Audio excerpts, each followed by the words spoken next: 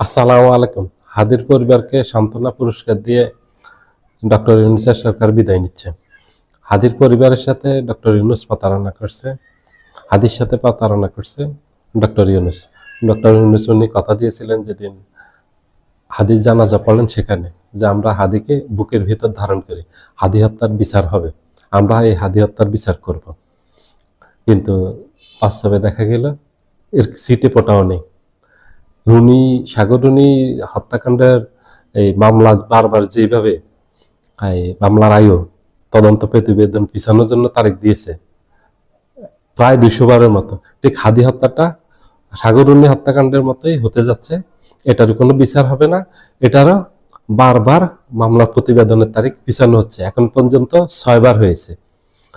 হাদি মারা গেছে 1 মাস এই 20-25 দিনের মতো।